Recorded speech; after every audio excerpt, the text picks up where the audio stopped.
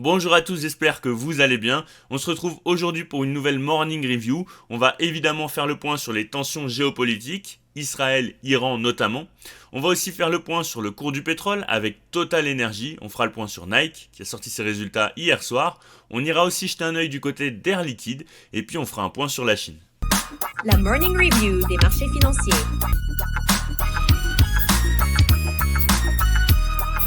Et oui, c'est le retour de cette tant plébiscitée intro. Je pense la garder personnellement, je l'aime bien.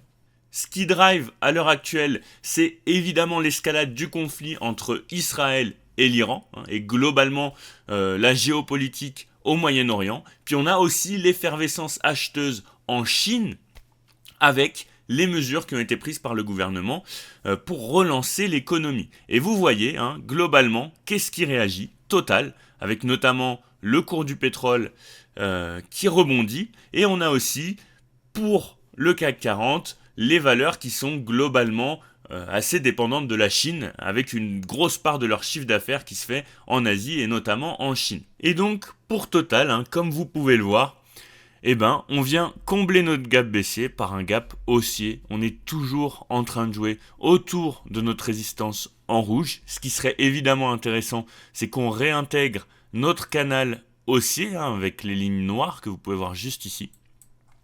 Et ce qui n'est pas le cas pour l'instant. Pour Total, il y a plusieurs facteurs à prendre en compte. D'un côté, on avait les États-Unis et le Canada qui produisaient à fond, et de l'autre, on avait l'OPEP avec notamment l'Arabie Saoudite, la Russie, etc., qui étaient plutôt dans un objectif de faire monter les prix du baril de pétrole en réduisant leur production, en réalisant des coupes de production. Et là, on apprend que l'Arabie Saoudite, elle serait prête à abandonner son objectif de cours pour le baril du pétrole avec un brut à 100 $, pour justement reprendre des parts de marché. Faut savoir que l'Arabie Saoudite, ils ont un coût à 15 $, donc même si le prix du pétrole est à 60, ils sont quand même très contents. Et là, leur but, ça va être d'aller choper des parts de marché en réduisant finalement les prix. Donc voilà, il y a tout ça qui influe finalement sur Total, donc il y a quand même beaucoup de choses à prendre en compte. Je voulais aussi faire un point avec vous sur Air Liquide, donc Air Liquide qui pour l'instant est coincé entre une borne vendeuse et une borne acheteuse qui tient pour l'instant son canal haussier. C'est un canal haussier, on va se mettre en weekly, en semaine, hop. C'est un canal haussier qu'on tient quand même, hop, voilà, je pense que là, on est pas mal. C'est un canal haussier qu'on tient quand même depuis 2022. Donc tout ça, ça va être à surveiller. Effectivement, si on venait à casser ce canal, on pourrait avoir soit une période de latéralisation, soit une correction un petit peu plus profonde. Enfin, continuer finalement cette période de latéralisation, soit corriger de façon un petit peu plus profonde. Donc voilà, c'est à surveiller. Pour l'instant, on réagit bien à la moyenne mobile 50 périodes en weekly.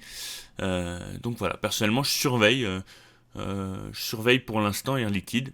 Puis j'attends de voir ce qui se passe. Et effectivement, si on venait à tenir le canal haussier, on pourrait atteindre de nouveaux plus hauts. On se retrouve sur Twitter pour parler un petit peu de Nike. D'ailleurs, n'hésitez pas à me suivre sur Twitter.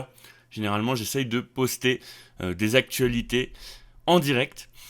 Donc, pour Nike, on a des résultats qui sont globalement mauvais. On a un chiffre d'affaires qui est en baisse de 10% sur un an.